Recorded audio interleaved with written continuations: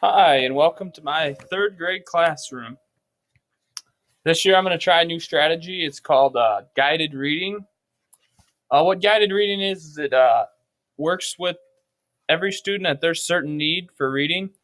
So if I was to give a lesson with 20 students and I wouldn't tailor it to either to any students, are the kids at the higher level understanding it? Are they getting anything out of it? Or what about the students that are at the lower reading levels? Are they even acknowledging it? So with guided reading, you split up into about 4 or 6 people, and you work with your group that's all at the same reading level. So I'll be able to individualize test each student to see where they're at for the reading level, and then we'll make our groups from there. Our groups will be about 4 to 6, and they'll all have roughly the same reading level. This is so that I can test each group of students with a little bit higher level of text and work on comprehension skills and stuff. But as you can see, we got my room set up here. We got the reading circle right here in the middle. This is going to be where we start every reading lesson for about 10 to 15 minutes. We'll have our whole group read aloud lesson. And that's where a lot of the majority of that's going to be spent. And then after we get through that, we're going to break off into our guided reading groups. Our guided reading groups are going to meet over here in the reading center. We got 5 chairs set up. And then what the rest of the kids will be doing is they'll be on a couple different tasks that they can do through like the daily 5, which is read to self, read to someone, listen to read, word work, and work on writing.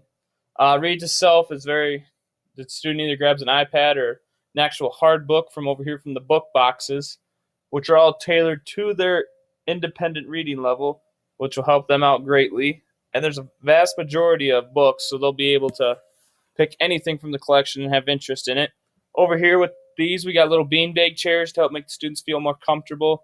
The students are allowed during this time to sit wherever they want. They can lay on the ground, read their books, or listen to books, or even do their word work. Their word work mostly deals with the spelling words for the week. And then work on writing. They'll be working on their writing, so we'll have writing conferences as well. And we'll also be recording from what they read in their books each day.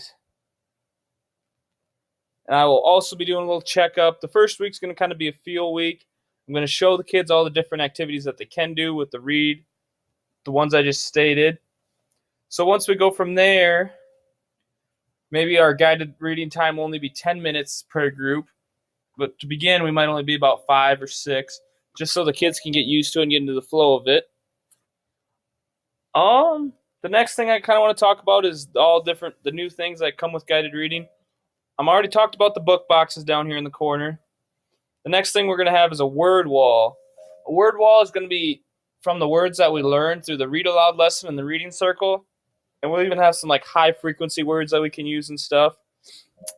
And then we'll have a new thing I'm going to try this year is the Reader's Theater. We're going to present one every Friday. Each group's going to present one. They'll be about like 3-4 minutes long, kind of an end of the week deal, but also really gets home with some other key essentials for reading.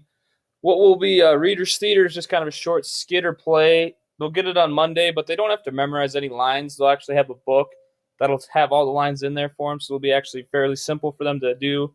Just something a little fun and reward the students at the end of the week for going through the guiding reading stuff. From there, the classroom management, we're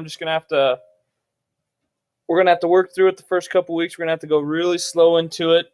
But I think by week 3, we'll be going full force into the guided reading. I think you guys will be able to notice the improvement in your students' reading once we start getting going. Another thing is like our reading conferences. We will still have reading conferences up here, and I'll mark them on our calendar. The students will carry a calendar with them as well to measure each time they meet with me and kind of their goals and stuff they have to remember for. We're also going to be keeping track with a reading log.